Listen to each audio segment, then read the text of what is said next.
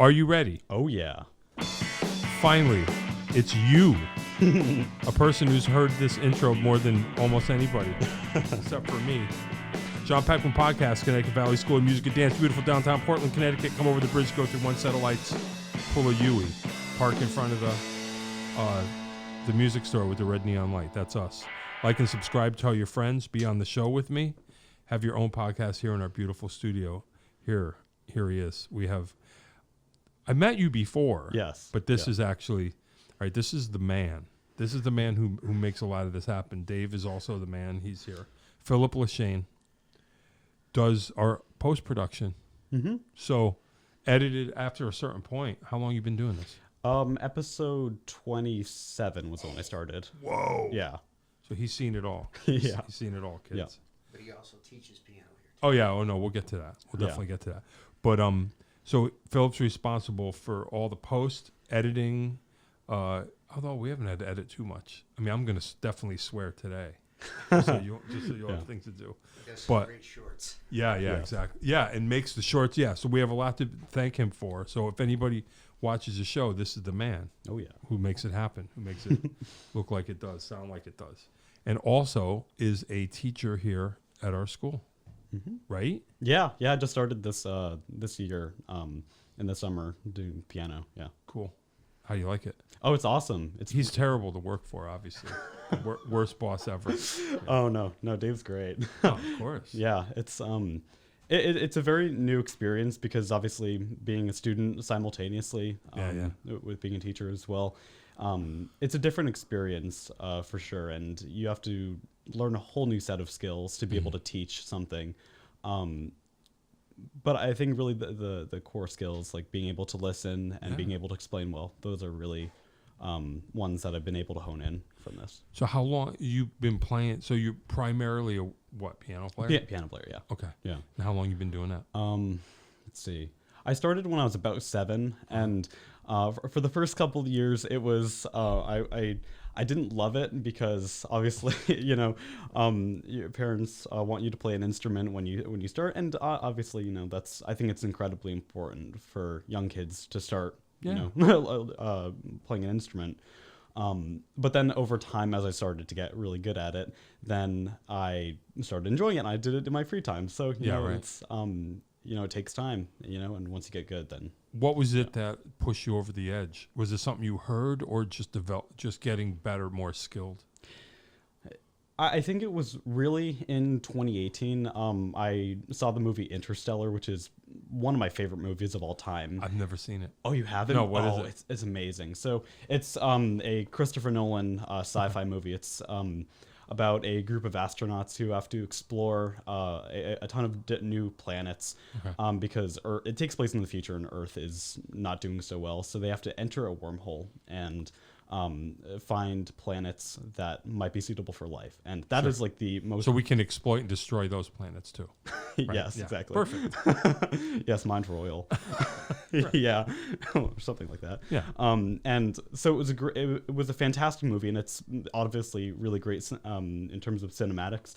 But also the music was unbelievably good. Oh, wow. I'll have to check it out. Yeah, so I really started... You're like, hey, that's what I'm doing. Yeah, yeah. So I printed out the sheet music, and I started going with that, and then I was like, whoa, I can do a lot of really cool stuff now. I can play music that I really like, and it just went from there. And then, and you had skills from taking lessons at least. Like you're kind of like, oh, all right. Yeah. Now I can use them.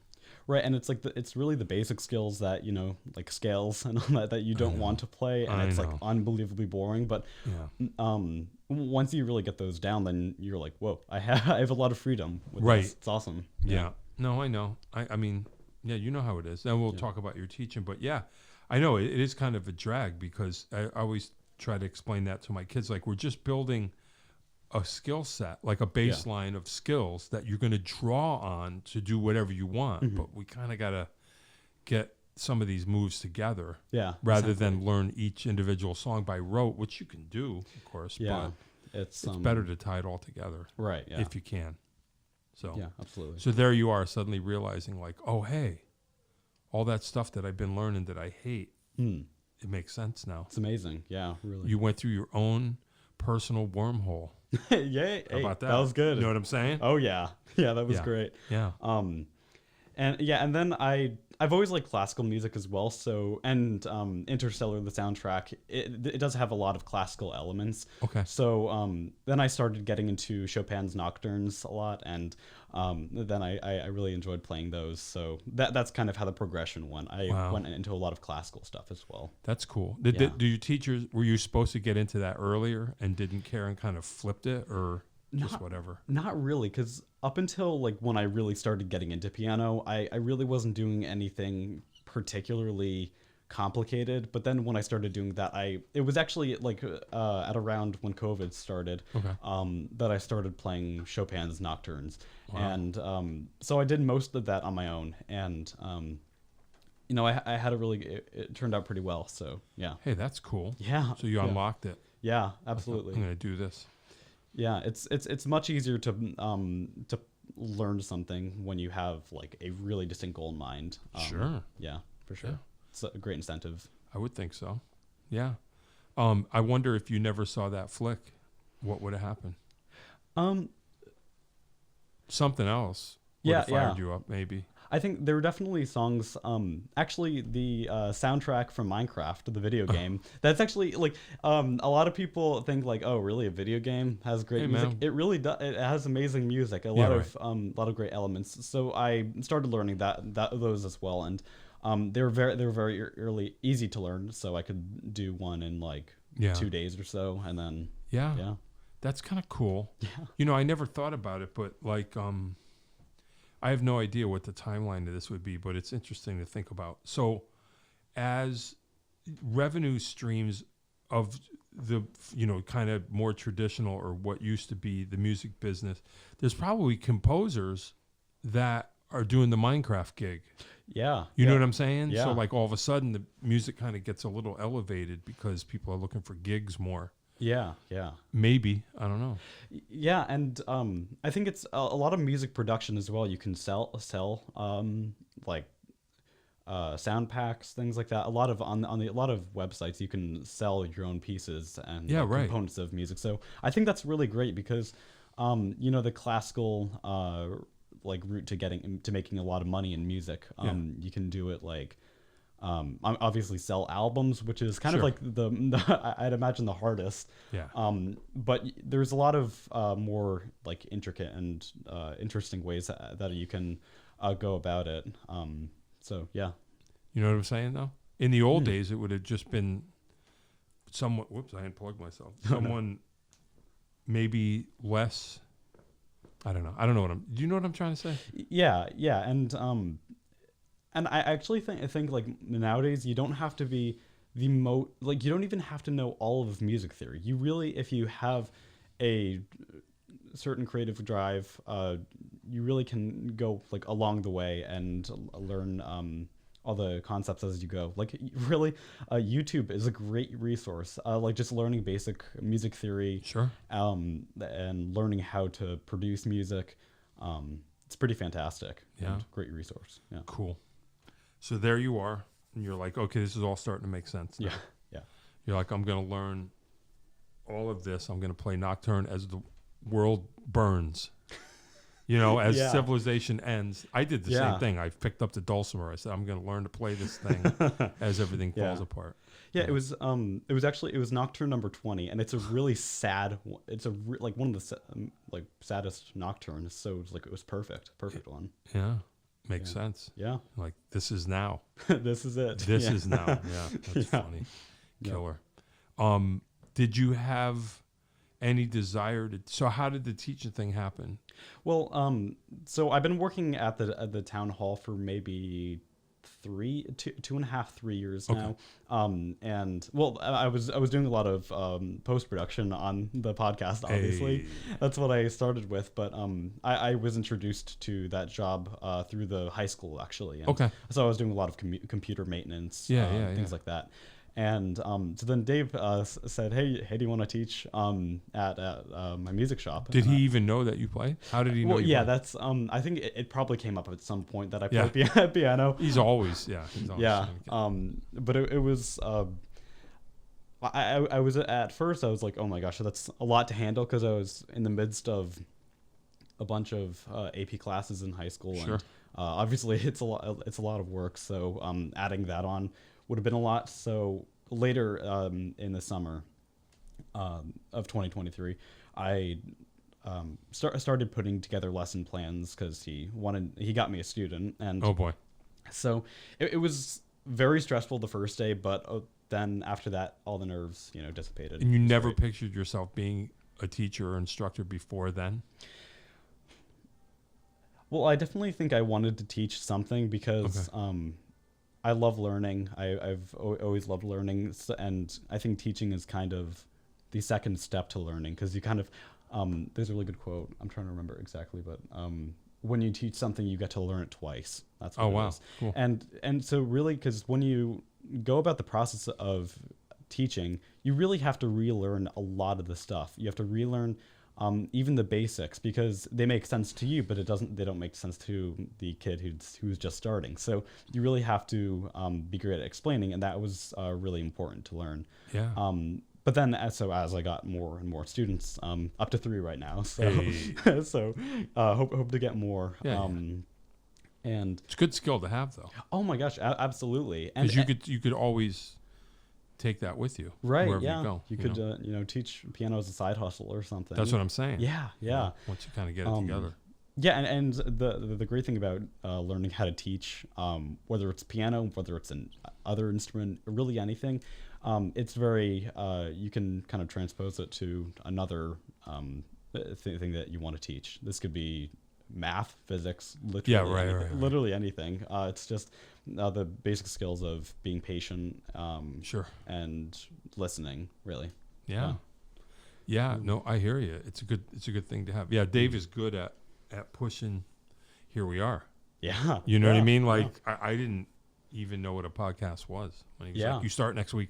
That sounds You know just the like feeling. him. Yeah. Oh my gosh, absolutely. Yep. That's Yeah. what happens. Yeah. So, Yeah. but it's great Crazy. though, and because you really, if you think about it too long, then it's like, oh gosh, I really don't want to do this. So if you kind of just jump in the deep end, then it's there's a pretty good likelihood that it'll turn out all right, and it has. So. Well, I mean, I mean, you have to trust your own, I guess, intelligence, or just be like, all right, I believe that I may not know right at this moment what I'm going to need, but I believe that, like you say, I believe that I can learn it, that I can figure it out. Yeah. Sometimes, I'm sure, well, you probably figure this out a lot of times. I'm not saying you'll figure this out. But when you're pressurized like that, Yeah. like you say, you got a student, and you got to figure it out, like right on the spot. Yeah. Whereas if you leave it to yourself, you'd be like, well, I don't even want to do it until I know what I'm doing, or I'm doing it exactly right. And it's just like, then the opportunity sails away because Right. you really have, and this is like I really like Dave's philosophy because jumping in the deep end is super important, because there's never going to be a perfect time. It's not always Right. going to be 70, Right. 70 degrees and or you'll sunny. talk yourself out of it. If you Right. give yourself that time, you'll talk Right, yeah. yourself out of it. Don't give yourself that time. You gotta catch the bus, so to speak. Totally. Yeah, Now, Dave's good like that. yeah, Yep. That's cool. But it always changes too. I was going to say, so now you figured it out, but you never really totally figured it out because each kid is different. oh yeah, You know what I absolutely. mean? And like the age difference. There's like I have an 11-year-old student, Sure. and I have two 6-year-old students, and so teaching an 11-year-old and a 6-year-old is completely different. And a big part of that is being able to adapt your vocabulary. Like for a 6-year-old, you can't use giant Right, words because their eyes are gonna glaze over. It's happened. Totally. And but with an 11-year-old, you have a lot more freedom to explain these ideas at a more complex level, and that's actually a very freeing experience. And it's very helpful, but it's a very good challenge for teaching a 6-year-old with Oh, a yeah. limited vocabulary. It really tests yourself Amen. and your own knowledge. Yeah. You never know. You don't know when I was going to say you never know when you're going to have to, but there they are. You're Yeah. going to have to. Mm-hmm. You're like, all right. Yeah, I know what you mean. I've been doing this a long time too, teaching. Yeah, you just feel like if you can communicate an idea to a 5 or 6 year old and actually have them understand what you're explaining and then do it. You just feel like, whoa. This is wild, that this actually, I'm always surprised because as you'll learn, like kids, they'll always tell you that you say, do you understand? Of course, they're always going to go, yeah, but you don't know if they do or not. Yeah. But then when they do it, you're like, oh, I can't believe it. It actually worked. Yeah. That's because kids aren't humble. They just, Right. they always want to be right. And, Yeah. with time, I think kids learn to mature and Sure. admit what they don't know. Sure. And actually it's funny, that I mentioned that because, it's really, you have to be very humble when you start teaching because you don't know everything. Right. And I didn't know everything, and I still don't know everything. I Yeah, probably no. will never know No one everything will about ever. teaching. Yeah. So you have to be very humble when you go in and don't expect that you'll know everything. Don't act like you know everything, and admit when you are not aware of how to do something. Sure. And what's the worst that can happen? Right. Yeah. Yeah. No, totally. Do you have any aspirations to teach? Well, you said you always maybe pictured yourself teaching at some point. Yeah. Is this the beginning? Did this change your ideas of what you might or might not do? Or is it going to be a side hustle? Who knows? Well, I know I do want to. I always want to teach, even if it's not, if I don't have a teaching degree and I'm not Yeah. actually teaching someone by the hour. I want to start companies when I'm older, like tech and space companies Oh, wow. and things like that. And there's on a day-to-day basis with having companies or really doing anything. You have to be able to teach so that the others around you become more efficient and so that you Gotcha. become more efficient as well. So I think even if I don't, I still want to do teaching on a day-to-day. But it's day-to-day the basis. skill that you're learning. Exactly. That's it. Yeah. So Yeah. the skill I want to take with me my whole life. I never want to, forget how to teach. Yeah. No, that's Super cool. important. Yeah. I wonder if Dave didn't give you that opportunity, where it would have come up. Who knows? Yeah. And really teaching doesn't have to be a really large scale thing. It can be literally it can be explaining something that you just learned to your best friend, Right, right. It's like, hey, I started learning about neural networks and AI yesterday. Now I'm glazing over. No. Yeah. Well, and so you can just if you learn how to explain that and explain it really well, that's teaching. Hey. That's it. Yeah, right. Yeah, and you're going to have to do that Yeah. no matter what. Yeah. That's cool. That's it. Hey, well, that's Dave's good for a lot of things, but that is one thing, Yeah. because he'll put you in it, Mm-hmm. Yeah. and there you are in it. Yeah. You know. Absolutely. Cool. So musically, what are you into now? Do you mean styles music and all that? Yeah, what are you up to? Well, actually, just I actually just 2 days ago I bought a beat maker. It's it's I think the name of it is it's an Akai Professional MPK Mini and Mark III or something like Okay. that. And you can make beats with it, and you can also play there's a little keyboard on it. And Yeah. so I just wanted to do something with music production because one of my good friends, he does a lot of music production. He's put out 4 albums Oh, wow. at this point, and he's doing some really great stuff. So I was like, hey, I got to get on that train as well. It seems really cool. So that's the most recent really big thing. And I play piano on a daily basis. It's Yeah, yeah. great for the mind and the fingers. Yeah, It's great. That's cool. Yeah. Did you ever finish the Nocturne? Oh yeah. I oh my gosh. Yeah. I worked a lot on those all the Chopin pieces.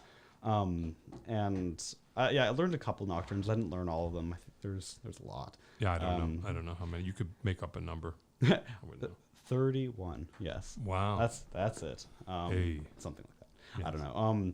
And then I tried, and this is where you have to kind of admit to your weaknesses to some degree. I started learning a piece by Chopin, the first ballad, and that is a very difficult piece, and I didn't even finish it. I got 7 pages in. It's 15 pages. It's a long piece, and I I still can play it, but I kind of admitted defeat on the 8th page because it is very difficult. So It's just challenging, and you can tell just by looking at it.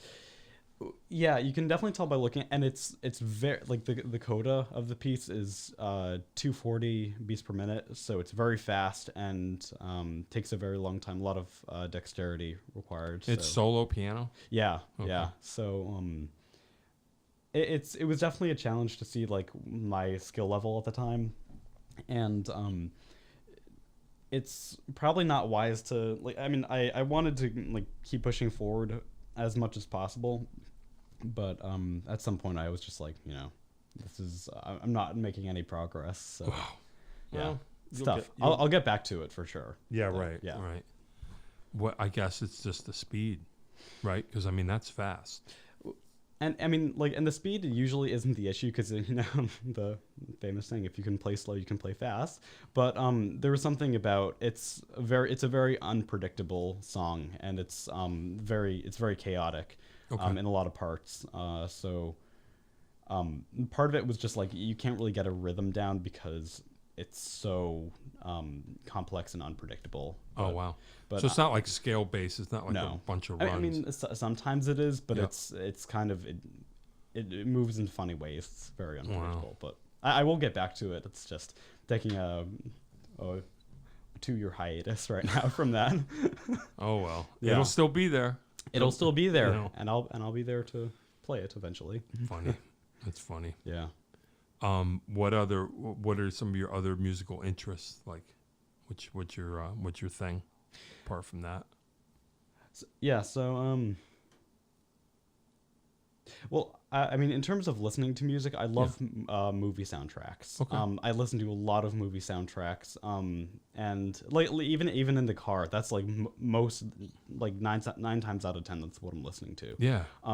So, like I said before, the soundtrack from Interstellar, and this one is actually maybe a bit surprising, maybe not. The soundtrack from The Incredibles, the Pixar movie, Okay, it yeah. is incredible. It is really, really good. Really. And you wouldn't really expect it from like an animated movie, but really a lot of animated movies, especially Pixar, have incredible music. No pun intended. Is that right? Yeah, but The Incredibles, it's kind of like it has a very 60s like spy movie feel. Okay. And it's very, very, very entertaining.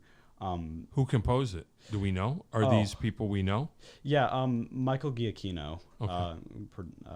And then there was a bunch of composers that worked on a lot of those movies.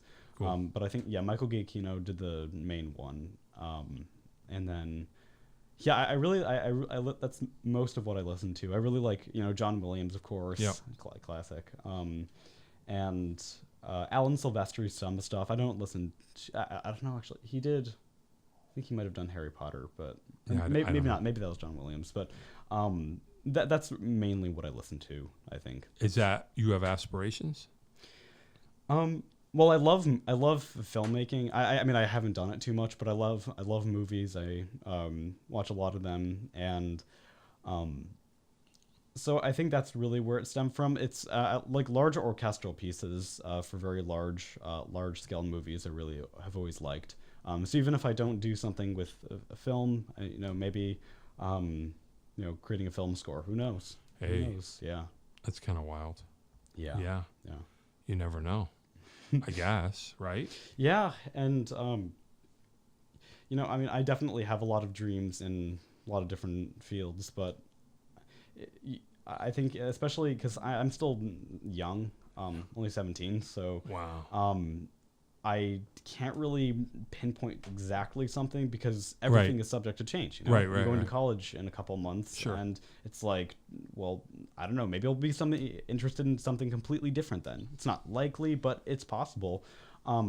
So you definitely have to be adaptable, I think. And what's the plan? You don't know. the plan, well, I want to do stuff with engineering at in college and Audio. what's that? Audio engineering? Or- Oh no, just engineering. Oh, okay. All right. In general. So I have always loved like astrophysics and physics and engineering and robots. Okay. So I think I'm gonna probably major in either electrical or robotics engineering. Probably with like a minor in astrophysics or physics or something. Yeah. And, but I definitely want I do want to stick with music because it's you can't like I think that sounds like kind of a boring life to be so zoned in on one specific thing. Right. Maybe not. Maybe if you go really large scale with it, but I think with like having creative stuff and more like mathematical analytical stuff, I think that those do go hand in hand sometimes. Right. Yeah. Like art, drawing as well. I got into that really a lot this year. Oh, wow. Yeah. My sister is a really big artist. Oh, okay. She really is great at that. So, I kind of got inspired to do that as well, and it's going well. I'm really enjoying it. Nice. Yeah. Yeah. I mean, that's kind of, I don't know. I don't know if this is actually true, but I feel like from years of teaching, it seems to me that if you learning music, it kind of brings the creative and the analytical parts of your mind that are used to pointing in two different directions, focus on the same task, is kind of the beginning of that. I don't know if that's analogous to what we're talking about. Yeah. But you know what I mean, though? Yeah. It's because a lot of times, like if I have a student trying to learn something, I have to figure out what's the quickest way for the quickest route to their comprehension. Is it mimicry or how do they understand it? Because some kids don't, they won't respond to it written, and others will only respond to it written. Yeah. And anyway, I always look at it like I'm trying to take these two. I don't know. I guess my question or what I'm trying to get at is, it seems to me like music is one of those things that uses those two parts of the brain that are looking in two different directions and turns them to the same task. Yeah. I don't know. Yeah, I mean it's a lot of creative stuff. You have to be very creative, and I think Beethoven actually had a quote. He said it's like it's okay if you like, this is probably a terrible like rephrasing of it, but it's okay if you miss some notes, but it's completely inexcusable if you don't play with passion. So that's really like a big part of it. It's there's the creative force, being able to play with passion and like being inspired by a like specific like creative force or something. And then there's also, you need to also be very competent with like the nitty gritty, like the analytical stuff. Like, okay, we have like this note here, and like we do the counting. So yeah, so definitely, I think a lot of the skills converge. Yeah, definitely. I hope so. Yeah. I mean, that's kind of, that's the way I think about it. Mm-hmm. Has your playing, because I think we were kind of talking about this before, but I find that this is the case, that when you're kind of going into teaching mode, and especially if you're going to teach beginners, it helps you to, has it shown up in your own playing, I guess is the question. Because I found that, like we were talking before we were rolling, that like when you can break things down to that degree, it helps you reevaluate your own approach. And I found that that's true over the years of like, I've kind of gone back and just said, oh, okay. And it's changed my playing over the years of teaching, of going back to the fundamentals and learning how to take things apart and put them back together in a different order or bunch. Is your playing, is it showing up? I mean, is your teaching showing up in your playing? Yes, I think I mean I think I still have yet to see like the large scale, like kind of like all the skills from my teaching going into my own practice, but I definitely think I've spent a lot more time like going back to the basics and doing a lot more finger exercises when I practice, like Hannon. It's a good book for like is it great piano book for like finger exercises, and I sometimes take that book out and refresh myself on the basics, because you really, it's easy to forget even the simplest things. Right. So yeah. Right. And you have to reacquaint yourself, because you realize students, this is their first encounter with that stuff. So you got to. Yeah, and I mean, I remember my first piano teacher, she was kind of scary when I mean, like, that's typically the what the child sees. It's always like sure big scary piano teacher. But, yeah, right. Was it here? No. I Imagine. yeah, I wouldn't throw anyone under the bus here. Yeah. But no, it was she was very abrasive. Sure. And so that was an interesting experience, but you have to be and that's like one thing that I always try to stress when I teach.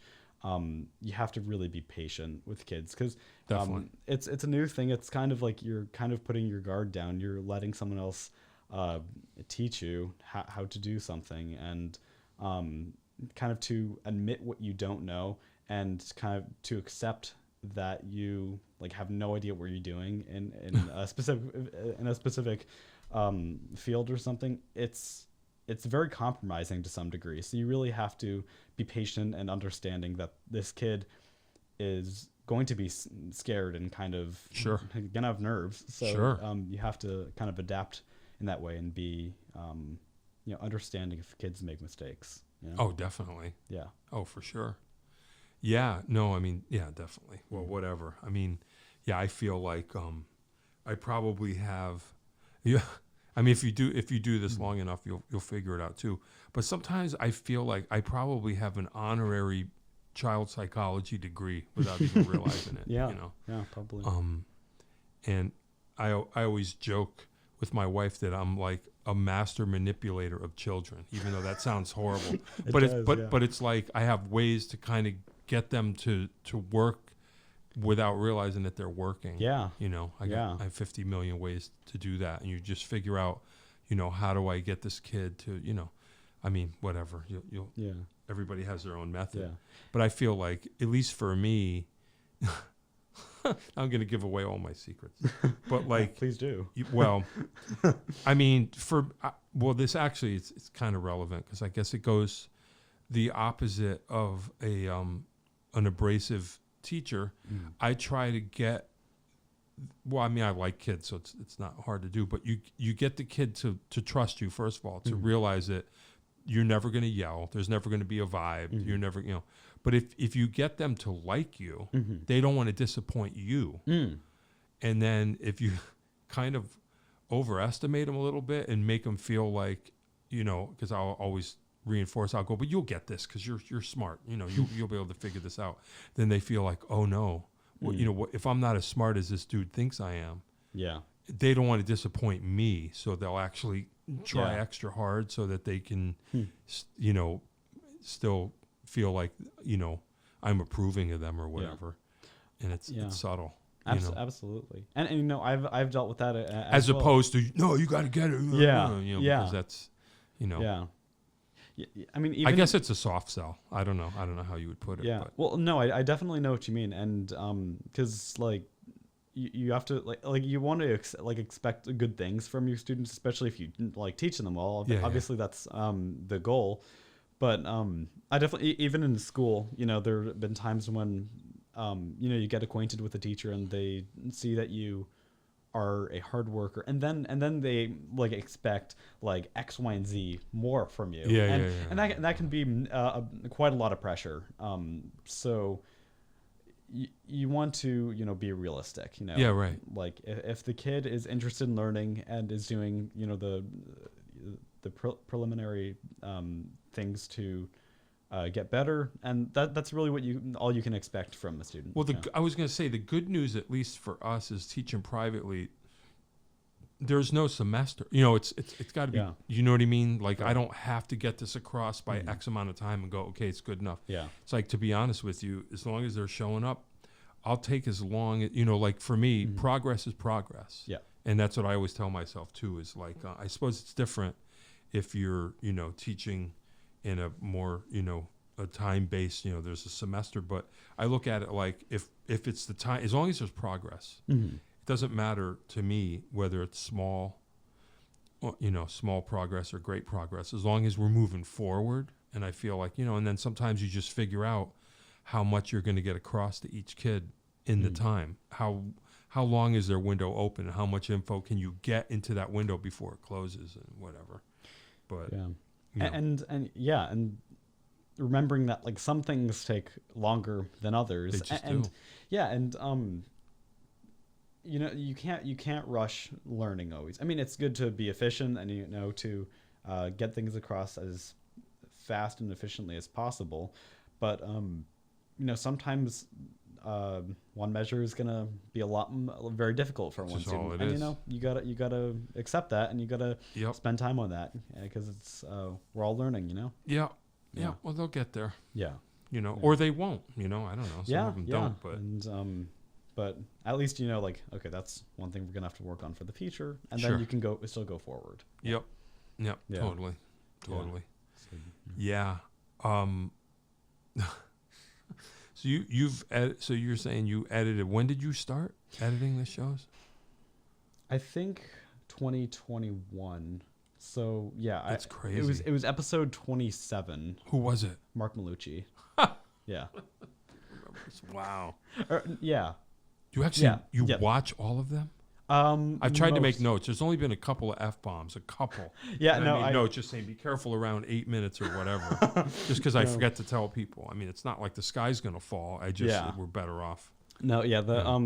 I always click like not for kids when I upload it, because Right. there's this YouTube like Children's Protection Act COPPA, and so if you click that, I think like videos, the monetization like can get affected, so it's better just like to say not for kids. Yeah, automatically. Right. So, in case you violate it, not realizing. and I'm pretty sure like YouTube allows F-bombs, like if you can still monetize videos.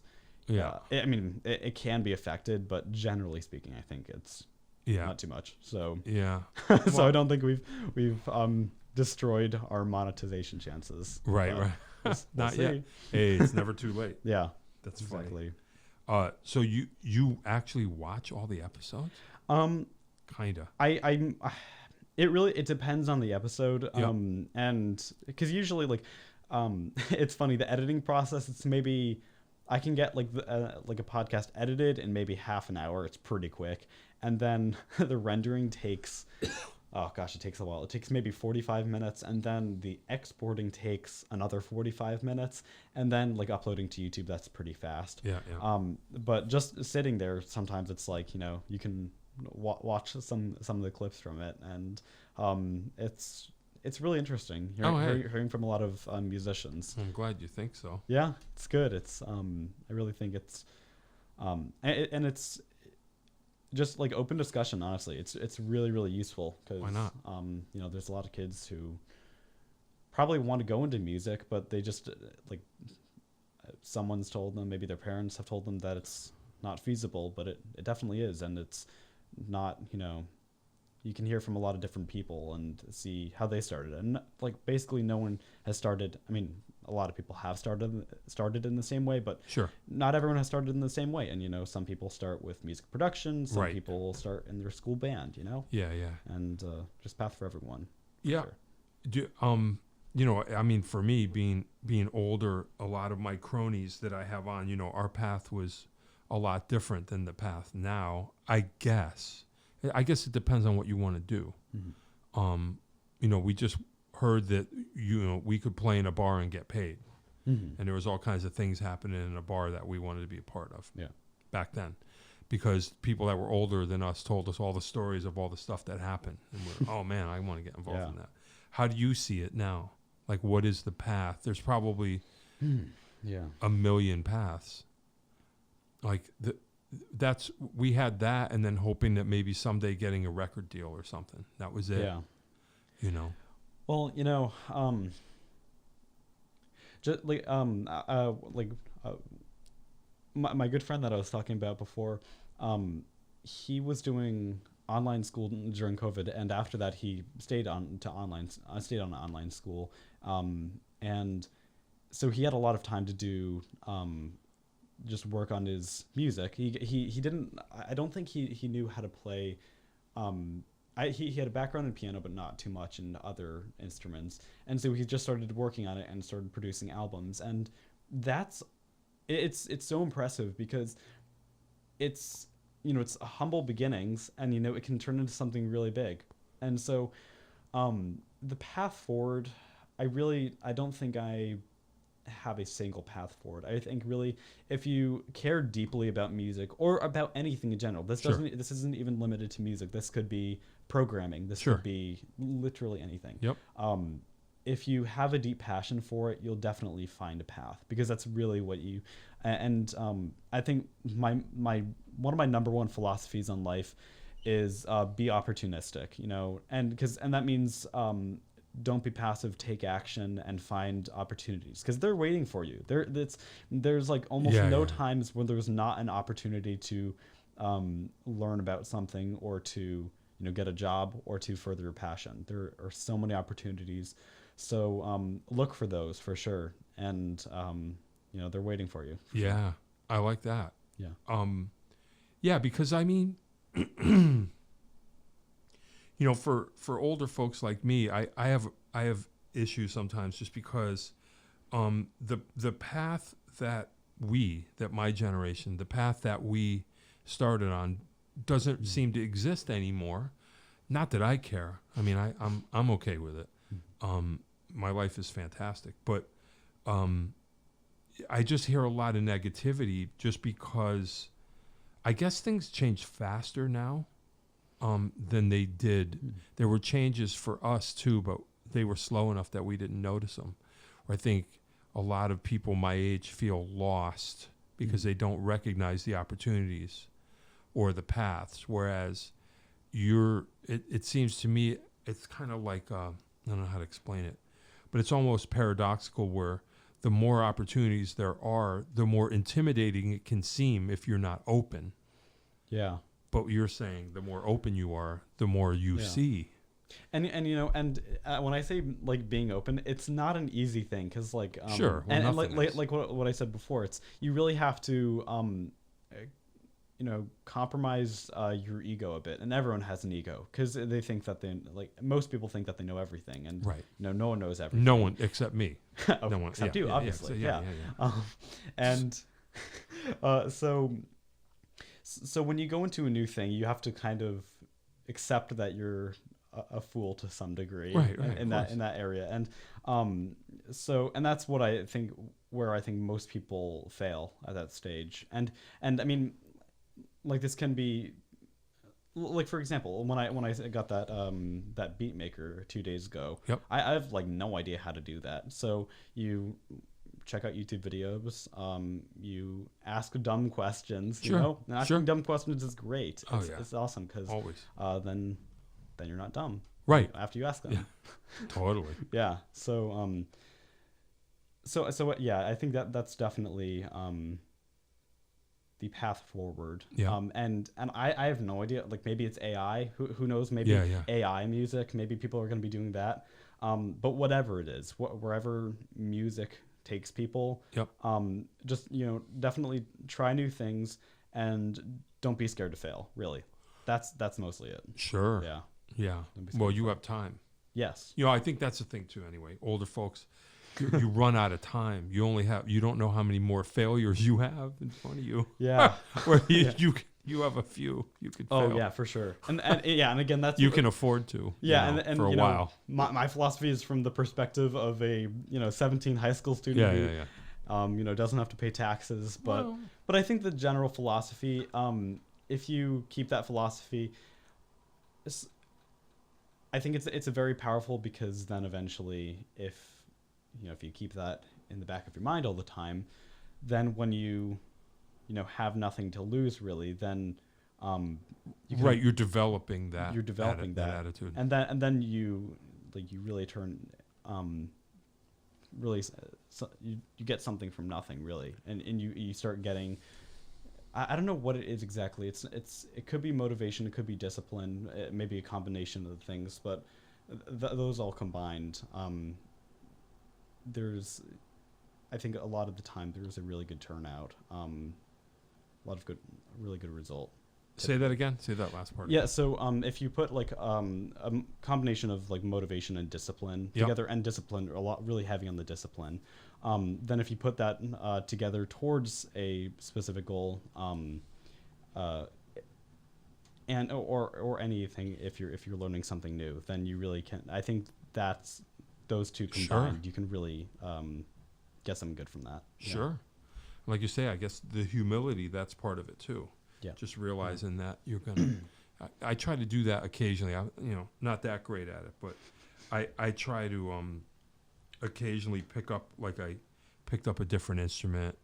I do that every once in a while to remind myself what it feels like to feel overwhelmed, so that I know how my students feel sometimes.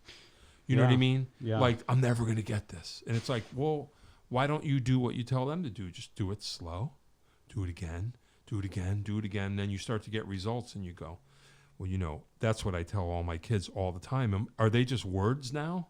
You know what I mean? Yeah. Like, does it still work? And then you're like, Yeah. of course it still works, like you're saying. Yeah. Discipline, dedication, patience. Yeah. I mean, if you apply those like basic principles to most things, I think like most things are doable. I mean, with a like a bit You have of to luck. check in and let us know. Yeah, with a bit of luck involved, obviously. Wow. Yeah. If you want to start a huge company, you're gonna have to have a little bit of luck on your side. Wow. Are you going to start a huge company? Probably.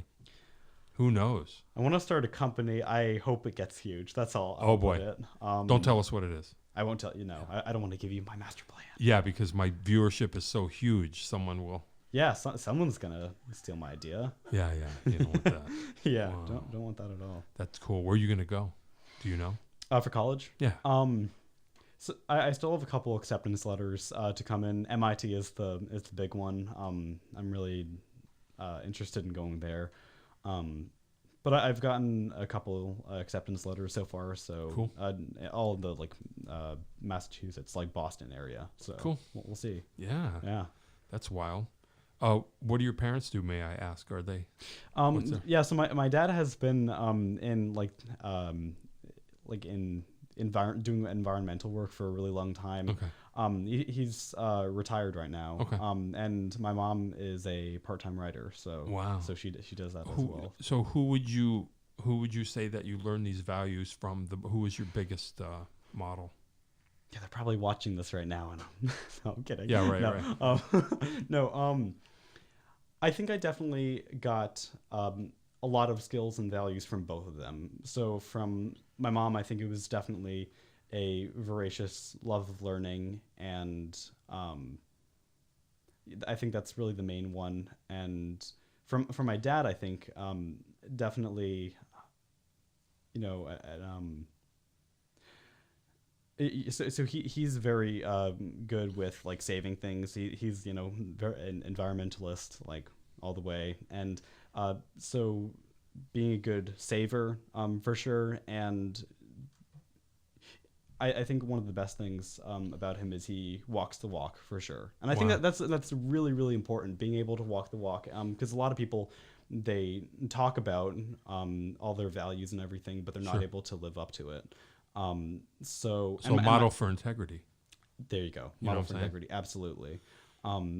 So definitely a lot of, from both my parents, a lot of, but I think got a lot of values. So, some come from myself, but yeah. Wow. Those ones. That's cool. Yeah. Wow. I don't know what I was doing when I was 17.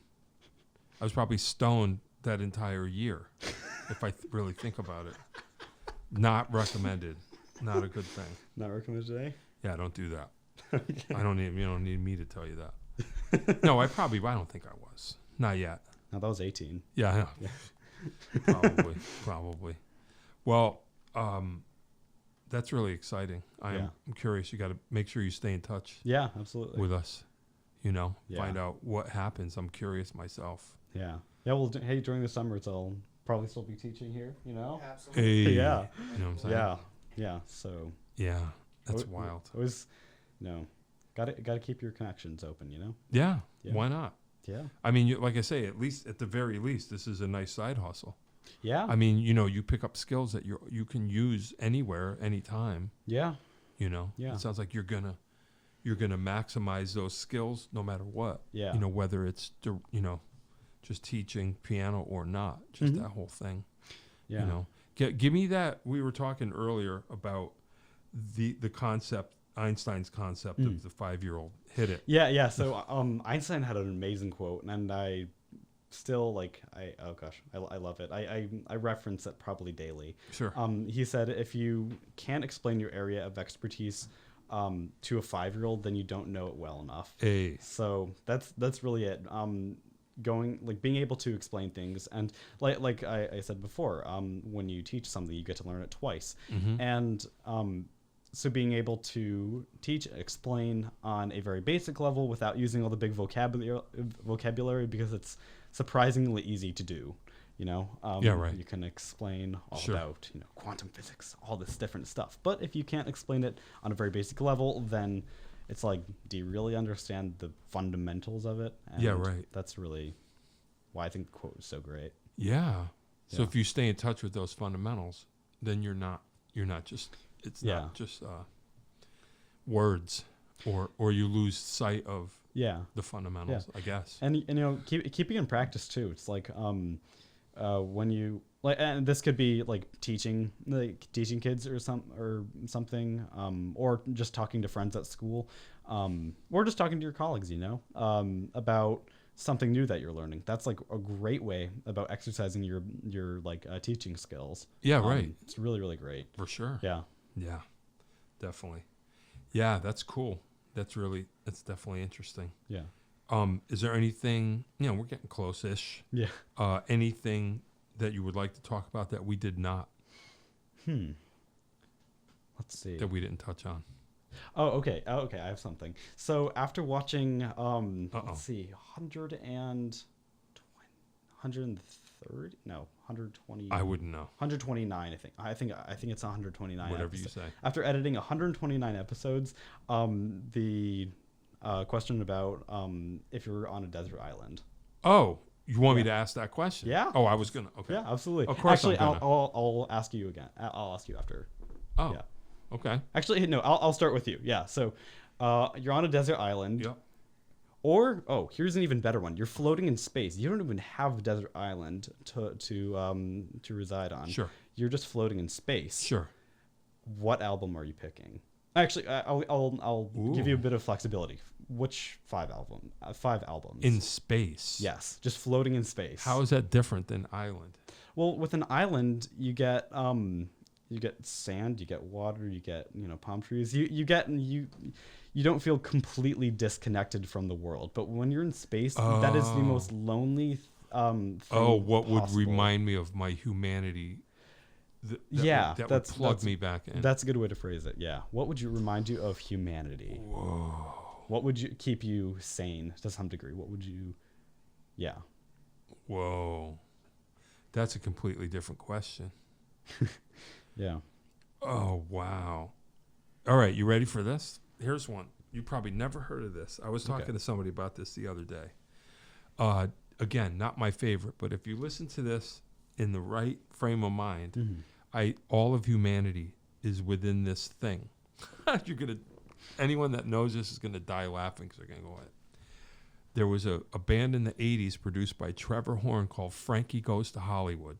Okay? They had a couple of hits, but Trevor Horn was like an auteur producer. Like when he produced a record, I was into his production. That's how I found this band.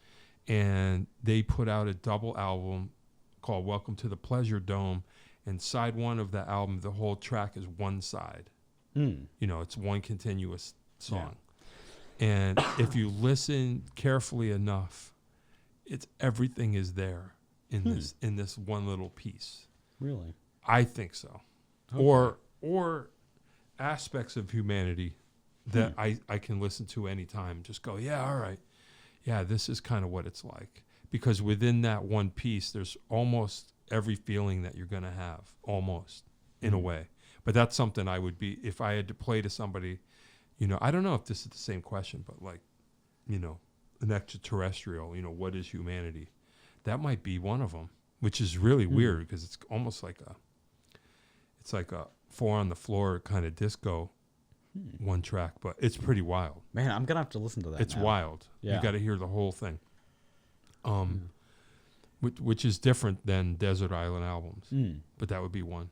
Okay. But I still return to the Beatles' White Album because that has great almost every goes from almost everything. That's why I like that one. It just covers everything. Yeah, absolutely. In a way. Are you a Beatle fan? Yeah. Oh, yeah. cool. I like Beatles a lot. Cool. Yeah, my mom is absolute Beatles fanatic. Oh, really? So, Yeah, me too. I have kind of adopted some of that. Yeah, Not to the same extent, but He was the one that found McCartney's bass. Oh, yeah, right? Yeah, that's kind of wild. yeah. Yeah, they found Paul McCartney's bass that was lost. I forgot to read that article. I don't know where he lost it at, but somebody found it. So reunited, which is kind of wild. Yeah. Wow, it's floating in space. Yeah. Frankie goes to Hollywood. That's my answer. That's weird. That's okay. I'm definitely gonna have to listen to it now because that's like, I mean, obviously, if you listen to anything while you're just floating in space, it's like you're gonna get tired of it within like 5 days, maybe. But I don't know. Maybe not. Maybe there's like, maybe this music hasn't been produced yet. This music that's like so just. Now you got me thinking. Encapsulates humanity so well that you can never really get tired of it because that's the only thing keeping you from going completely insane. Wow. That's a lot of pressure. I know. Yeah. So if you have like a top couple, man. Don't have to. All right, White Album, Frankie Goes to Hollywood. You know, and then it just becomes, man, I just don't know. Yeah. You know? Yeah, you'll have to update me in a couple days or something. Yeah. Yeah. Wow. All right. Yeah, you just kind of threw me off the rails now. Yeah. Now I'm floating in space. I'm like, Yeah. oh no. Yeah. For future podcasts, you should ask both Desert Island because it's kind of like it tests your guest level of like, you know, like what is their real favorite. It's like, okay, these I'd listen to on a desert island, but when I'm in space completely alone, I mean, you're alone on a desert island, but at least you're somewhat close to humanity. In space, you're nowhere near humanity, and so that changes a lot. So you have to be a lot more. That's what I'm saying. Yeah. Wow. Yeah, because I mean, the Frankie thing. If you asked me Desert Island albums, I would never think of that. But when you made me think in those terms, I was like, I think that would almost cover it. Yeah. Yeah. Anyway, wow. That's crazy. Yeah. Yeah, it's a hard question. I mean, That's a crazy question. I like what's yours? Oh gosh. Okay, albums. Okay, that's a little easier than songs. Songs would be basically impossible. Sure. Because I mean, like a 4-minute song, it's like you get tired of it in an hour. Yeah. But it would probably be a classical soundtrack and a movie soundtrack. I'm thinking I might do a lyrical one. Yeah, I'd have to do a lyrical one because if I forgot what a human voice sounds like, that I definitely go insane. Right, sure. So, movie soundtrack. Not the OG, the first one, the one that got you into it. Oh, Interstellar. It would probably be Interstellar. Actually, Oppenheimer that just came out. It has that is a very good. I believe it. Album. Yeah. That's a really good one. In terms of lyrical.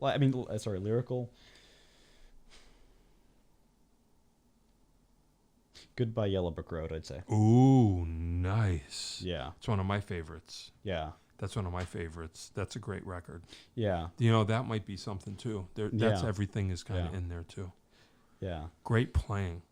That's one of my favorite drum records. Oh, yeah. It's really cool. Yeah. Really understated. Really cool. Yeah. Goodbye Yellow Brick Road. I'm not even a huge Elton John fan, but I love that record. I always love that record. Yeah, it's everything's kind of in there too. Yeah, that's in like that record. Yeah, Elton John is kind of like my favorite like singer in general. Yeah. I'd say he's definitely up there, like top 5. Yeah. Yeah. Oh, for sure. Fantastic. I Yeah. don't think anyone could doubt that. No, not at all. Yeah. Or Queen. You know. Sure. Queen is obviously a great pick. Sure. Sure. I don't know though. Yeah, those ones are kind of like Yeah. timeless. Oh, I don't want to run out. Okay, food. You know the food question. Food, yes, of course. Egg rolls from next door. Oh, nice. Yeah. Yeah. Yeah. Yeah. Great egg Sure. rolls. You can't go wrong. Can't go wrong. Yeah. No. Close on Tuesday. Oh, is it close? Okay. Yeah. We always go on Friday, so Yeah, right. Yeah. So you're good. yeah, we're good.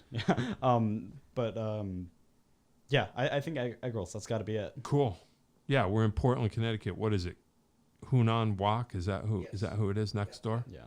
Chinese place next door to the store. That's kind of a shout out for them. Yeah, shout out. They're They're awesome. closed on Tuesday. They're never.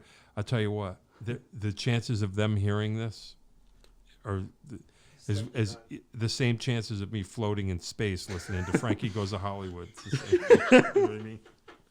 But hey, you never know. This could be a relic. This Yeah. could be leftovers. Yeah. You know, like go wow. Yeah. Well, hey, thanks for coming. Come Yeah. back anytime. Yeah, this was awesome. Hey, why not? Yes. You know? Thank you for having me. It had to happen. It was Yes. bound to happen. Absolutely. You started on episode what? 20 something? 27. Whoa. Yeah. Actually, so That's crazy. yeah, because I think Dean Falcone was 28. I Oh, think. wow. Or no, maybe 29. I don't know. Did you know anybody that has been on that you actually knew from real life? I'd heard of Bernard Purdy. Okay. Okay. And let's see. The rest are just Or- names on a thing. Yeah, I mean, I don't. I listen to some rock music, and just like that style of music in general. But Yeah. so I think if I definitely listened to more, I'd be more. Yeah, familiar yeah, with the yeah. names. Well, these are No, Dean. Yeah, Dean's cool. He's like I don't know if you saw his show, but he brought pizza because like Yeah, that's I his remember thing. that. Yeah, And that flick that was really actually interesting. yeah. All right. Anyway, we got to go. I don't want to run out, but Philip LeShane, thank you for coming. I really Yes, appreciate thank it. you for having me. This was Awesome. Interesting. Cool conversation, and also the man behind the scenes making a lot of this possible. So Yes. public gratitude. Here it is. You know what I'm saying? Oh yeah. All right, here I go. Philip LeShane was here. You've seen his name on every episode since 27. Yes. Oh, he was here. Piano teacher. The future is his. John Peckman podcast. Connecticut Valley School Music down Portland. And thanks for listening. Don't forget the merch. We have merch. Go on our website and Yes. check out Buy the merch. You know what I'm saying? Oh yeah. All right. Thank you, sir. Yes. We'll see you again. That is all. If you'd like to start your own podcast, give us a call at Connecticut Valley School of Music and Dance. Our professionally designed podcast space is here for all your recording needs. Rent out our studio to do interviews with up to 4 people, to record audiobooks, social media content, and all other recorded material. Our rentals include a private studio along with our professional-grade podcasting equipment, and we can customize your output to whatever your needs are. We also have green screen capabilities, which will expand to video capability if you so wish. So check us out here at convalley.net/podcast.